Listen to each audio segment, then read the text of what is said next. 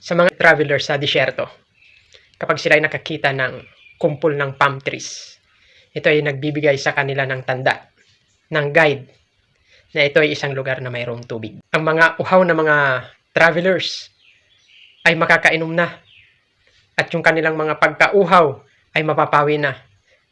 At kung kulang na yung kanilang mga baon na tubig ay makakapag-resupply sila.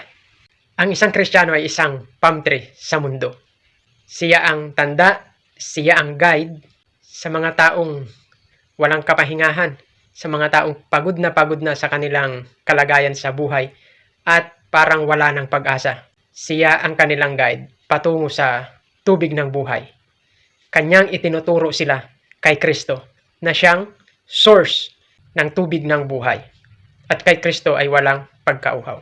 Sa disyerto, ang isang palm tree, kahit napakainit ng kanyang palibot, kahit ang mga buhangin ay nagbabaga sa init, makikita mo na ang kanyang itsura ay buhay na buhay. Dahil pag hinukay mo yung kanyang palibot, ang mga ugat nito ay nakasunson pababa, patungo dun sa tubig at dun humihigop ng kanyang supply. Ganon din ang isang Kristiyano. Ang kanyang buhay ay nakakabit kay Kristo. Si Kristo ang kanyang bukal ng buhay at ang kanyang mga ugat ay nakasunson, nakakabit, nakadugtong kay Kristo na siyang supply, siya ang bukal, siya ang source ng buhay. Ang kanyang pagtatapat sa Diyos ay ang kanyang ugat, kaya siya patuloy na nabubuhay, nakakasurvive. Kahit ang mundong ito ay punong-puno ng kasamaan, ang isang Kristiyano na patuloy na nagtatapat sa Diyos ay kailanman hindi mauuhaw, hindi matitinag, dahil ang kanyang kalakasan, dahil ang kanyang supply ng kanyang patuloy na buhay ay si Kristo. At ang isang Kristiyano ay palaging mayroong tuwa ni Kristo. At ang katuwaan na ito na nakikita sa isang Kristiyano ay nagiging blessing sa iba na nakakakita sa kanya. Siya ay may karangalan at siya ay ginagamit ng Diyos sa paglilingkod sa kanya.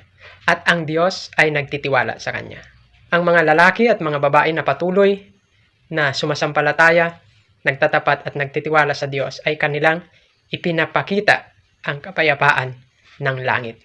Kaya sa bawat Kristiyano, panitilihin ang pagiging palm tree, guide, pag-asa sa mga taong parang hirap na sa kanilang buhay at sa pamumuhay bilang isang Kristiyano na ituturo ang mga taong pagal sa kanilang buhay patungo kay Kristo na siyang source ng walang hanggang buhay.